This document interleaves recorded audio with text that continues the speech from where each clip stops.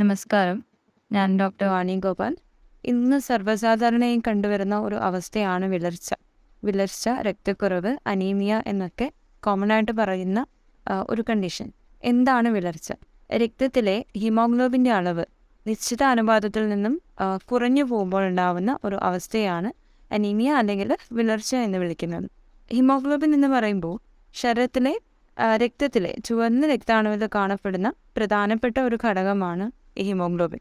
അതിൻ്റെ main function എന്ന് പറഞ്ഞാൽ ഓക്സിജൻ ട്രാൻസ്പോർട്ടേഷൻ ആണ്. അതുകൊണ്ട് തന്നെ ഹീമോഗ്ലോബിൻ്റെ അളവ് ശരീരത്തിൽ കുറയുമ്പോൾ ശരീരത്തിൻ്റെ എല്ലാ ഭാഗങ്ങളിലും ഓക്സിജൻ എത്തപ്പെടാനുള്ള ഒരു കുറവ് ഉണ്ടാവുകയും അതിൻ്റെ ഭാഗമായിട്ട് സിംറ്റംസ് പ്രൊഡ്യൂസ് ചെയ്യുകയും ചെയ്യുന്നുണ്ട്.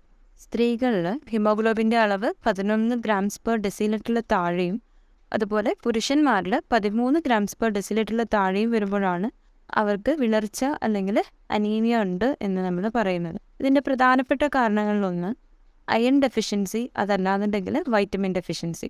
പിന്നീട് വരുന്നത് രക്തനഷ്ടം. പലതരത്തിലുള്ള കാരണങ്ങൾ കൊണ്ട് രക്തം നഷ്ടപ്പെടുന്നത് കാരണം, അതായത് ആക്സിഡൻറ്റുകളാവാം, അതല്ലാന്നുണ്ടെങ്കിൽ സ്ത്രീകളിലാണെന്നുണ്ടെങ്കിൽ ഹെവി മെൻസ്ട്രൽ ബ്ലീഡിങ്, ഫൈബ്രോയിഡ് പോലെയൊക്കെയുള്ള കണ്ടീഷനുകളിൽ ബ്ലീഡിങ് ഓവറായിട്ട് രക്തനഷ്ടം ഉണ്ടാവാറുണ്ട്. അതിൻ്റെ ഭാഗമായിട്ട് അവർക്ക് അനീമിയ വരാറുണ്ട്. പിന്നീടുള്ളൊരു കാരണം ഹീമോഗ്ലോബിൻ്റെ ഉൽപ്പാദനം കുറയുന്നത്. മറ്റൊന്ന് ചുവന്ന രക്താണുക്കളുടെ ഉയർന്ന തോതിലുള്ള വിഘടനം. ഒരുപാട് രക്താണുക്കൾ ഒരേ സമയത്ത് നശിച്ചു പോകുന്ന ഒരു അവസ്ഥ. അതല്ലാന്നുണ്ടെങ്കിൽ ചുവന്ന രക്താണുക്കൾ ആവശ്യമുള്ള അളവിൽ പ്രൊഡ്യൂസ് ചെയ്യാത്ത ഒരു അവസ്ഥ. ഇതൊക്കെയാണ് സാധാരണ പറയുന്ന കാരണങ്ങൾ. പിന്നെ മറ്റു ചില അസുഖങ്ങളുടെ ഭാഗമായിട്ടും ഹീമോഗ്ലോബിൻ്റെ അളവ് കുറഞ്ഞു കാണാറുണ്ട്. അതിൽപ്പെടുന്ന ചില അസുഖങ്ങളാണ് ക്യാൻസർ, അതുപോലെ മലേറിയ, TB, HIV, പാരസൈറ്റിക് ഇൻഫെക്ഷനുകൾ, അതല്ലാന്നുണ്ടെങ്കിൽ ഓട്ടോ ഇമ്മ്യൂൺ ഡിസോർഡറുകൾ. ഇതൊക്കെ അനീമിയ ഉണ്ടാക്കാൻ സാധ്യതയുള്ള അസുഖങ്ങളാണ്. ആർക്കൊക്കെയാണ് അനീമിയ വരാൻ സാധ്യത കൂടുതൽ എന്ന് ചോദിച്ചാൽ എല്ലാ പ്രായക്കാരിലും അതുപോലെ ആണിനും പെണ്ണിലും ഒക്കെ ഒരുപോലെ തന്നെ അനീമിയ കാണാറുണ്ട്. എങ്കിലും കൂടുതൽ സാധ്യതയുള്ളത് ഗർഭിണികളായിട്ടുള്ള സ്ത്രീകളിൽ, അതുപോലെ മുലയൂട്ടുന്ന അമ്മമാരിൽ, ചെറിയ കുട്ടികളിൽ, കൗമാരക്കാരായ പെൺകുട്ടികളിൽ, ഇവരിലൊക്കെയാണ് കൂടുതലായിട്ടും അനീമിയ കണ്ടുവരുന്നത്. അനീമിയയുടെ ലക്ഷണങ്ങൾ പറയുകയാണെന്നുണ്ടെങ്കിൽ ത്വക്ക്, കണ്ണ്, നാവ്, മോണ പോലെയുള്ള ഭാഗങ്ങളിൽ ഉണ്ടാവുന്ന വിളർച്ച, അതാണ് പ്രധാനപ്പെട്ട ഒരു ലക്ഷണമായിട്ടും ഏറ്റവും ആദ്യം നമ്മൾ ശ്രദ്ധിക്കപ്പെടുന്ന ഒരു ലക്ഷണമായിട്ട് പറയുന്നത്. മറ്റു ചിലത് ക്ഷീണം, തലകറക്കം, വിശപ്പില്ലായ്മ, മുടികൊഴിച്ചിൽ, അമിത ഹൃദയമിടിപ്പ്, ശ്വാസതടസ്സം, അതുപോലെ സ്റ്റെപ്പൊക്കെ കയറുന്ന സമയത്ത് ഉണ്ടാവുന്ന കിതപ്പ്, കുറച്ച് സമയം ഓടുക, അതുപോലെ ഏതെങ്കിലും ഒരു പ്രവൃത്തിയിൽ ഏർപ്പെടുക ഒക്കെ ചെയ്യുമ്പോൾ ഉണ്ടാവുന്ന കിതപ്പ്. കൈവെള്ളയിലും കാലിലും ഉള്ള വിളർച്ച, കൈവിരലുകളിലും കൈനഖത്തിന് ചുറ്റുമുള്ള ചർമ്മം കറുത്ത കളറിൽ ചേഞ്ച് ആവുക, കാൽപാദങ്ങളിൽ നീര് വെക്കുക, അതുപോലെ തന്നെ നഖങ്ങൾ ശ്രദ്ധിക്കുകയാണെന്നുണ്ടെങ്കിൽ സ്പൂണിൻ്റെ ആകൃതിയിൽ നഖങ്ങളിൽ വളവുണ്ടാവുക.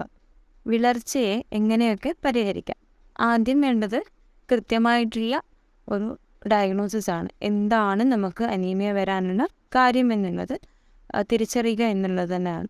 ഏതെങ്കിലും തരത്തിലുള്ള അസുഖങ്ങളുടെ ഭാഗമായിട്ടാണെന്നുണ്ടെങ്കിൽ ആ അസുഖം ആദ്യം തന്നെ ചികിത്സിച്ച് മാറ്റാം. രക്തനഷ്ടം പോലെയുള്ള അവസ്ഥകളിൽ എത്രയും വേഗം അതിനുള്ള പരിഹാരം കണ്ടെത്തുക എന്നുള്ളതാണ് ഫസ്റ്റ് ലൈൻ ഓഫ് ട്രീറ്റ്മെൻറ്റ്. പിന്നീട് വരുന്നത് ആഹാരം ക്രമീകരിക്കുക. അയൺ ഡെഫിഷ്യൻസി, വൈറ്റമിൻ ഡെഫിഷ്യൻസി പോലെയൊക്കെയുള്ള കണ്ടീഷനുകളിൽ ആഹാരം ക്രമീകരിക്കുമ്പോൾ മാത്രമാണ് വിളർച്ചയെ നമുക്ക് പരിഹരിക്കാനായിട്ട് സാധിക്കും. അതിന് നമ്മുടെ ആഹാരത്തിനകത്ത് ഉൾപ്പെടുത്തേണ്ടത് മാംസവർഗ്ഗങ്ങളിൽ ഇറച്ചി, മുട്ട, മത്സ്യം, കരൾ ഇതുപോലെയുള്ളതൊക്കെ ഉൾപ്പെടുത്തുക. പച്ചക്കറികളിൽ പാവയ്ക്ക, ചീര, മുരിങ്ങയില, കറിവേപ്പില, ബീറ്റ്റൂട്ട് ഇവയൊക്കെ ഉൾപ്പെടുത്താനായിട്ട് ശ്രദ്ധിക്കുക. പഴവർഗ്ഗങ്ങളിൽ പപ്പായ, മാതളം, ആപ്പിൾ, ഡേറ്റ്സ് ഒക്കെ ധാരാളമായിട്ട് ഉൾപ്പെടുത്തുക. ചായ, കാപ്പി പോലെയുള്ളതെല്ലാം ഒഴിവാക്കി അതിന് പകരം ശർക്കര, കരിപ്പെട്ടി ഒക്കെ ഉപയോഗിച്ച് തയ്യാറാക്കുന്ന പാനീയങ്ങൾ കഴിക്കുന്നത് അയൺ ഡെഫിഷ്യൻസി, അനീമിയയൊക്കെ തടയാനായിട്ട് വളരെ നല്ലതാണ്. പയറുവർഗ്ഗങ്ങൾ, മുതിര പോലെയുള്ളത് ആഹാരത്തിനകത്ത് ധാരാളം ഉൾപ്പെടുത്തുക. വൈറ്റമിൻ C അടങ്ങിയിട്ടുള്ള നെല്ലിക്ക, നാരങ്ങ, ഓറഞ്ച്, പാഷൻ ഫ്രൂട്ട് പോലെയുള്ള ഭക്ഷണ പദാർത്ഥങ്ങൾ ധാരാളം കഴിക്കുന്നത് കൊണ്ട് ഒരു പരിധി വരെയൊക്കെ അനീമിയയെ തടയാനായിട്ട് സാധിക്കും.